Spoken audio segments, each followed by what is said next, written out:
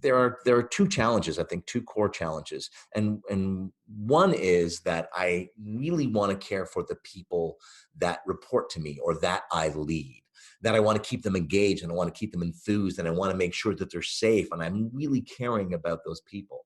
And then the other side is I'll say is a lack of, and it is from the people that you report to. That is a lack of direction. It is a lack of communication. It is a lack of support.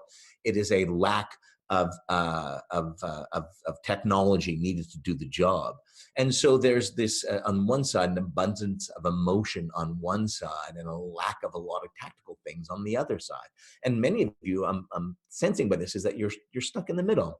You're really, really stuck in the middle. And this is the challenge of leadership in this time. And I would argue that it's a challenge of leadership most of the time, of being stuck in the middle. Now, somebody said, I love, like, finding my mojo. And yes, maybe you had unbelievable mojo when you were just in the groove of going into the office. And maybe you were the type of person who had mojo in connecting with people through your jokes and your personality and everything else, you charmer. But now it's a little more difficult, isn't it?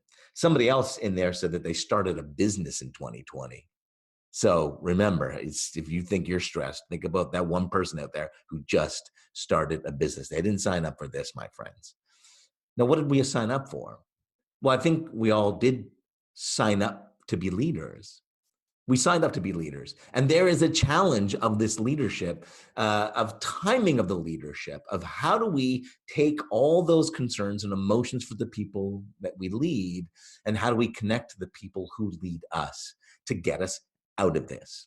Now, just so you know, in whatever grade it was, when I was 16 years old, I failed my driver's exam. I was supposed to take my brother's car and it broke down. And so my friend had to lend me his car. Now I'm showing my age here. My friend had an old car and his speedometer was in miles per hour, but I didn't know that. And so here I was as a 16-year-old in my driver's exam going 55 miles an hour in a 55 kilometer an hour zone. I've never failed anything so fast before in my life. Now, so I'm not a great driver, but here's what I know. I know that in car racing, the real professional drivers win races in two places. They win races in the pit and they win races in the corner. Because look, from a strategy perspective and a talent perspective, anybody can gun it in the straightaways. We all know that. And that's what a lot of us were doing when the economy was bumping along, doing really, really well. We were gunning it in the straightaways. Now, when you come to a corner as a professional auto racer, there's two things you need to do. The first thing, obviously, is you need to slow down as you enter the corner. And the reason you need to slow down as you enter the corner is because you need to get control of the car. You got to bring stability to the car. And you do that by looking at the instruments that are available to you. And you do that by feel. You do that by the feel of the steering wheel, by the feel of the chassis of the car. And so you have to slow down.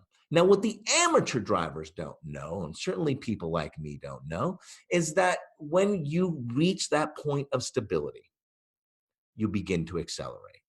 The amateur driver thinks, no, you wait until you're out of the corner, then you can resume accelerating and put your foot on the gas. Well, that, of course, isn't true.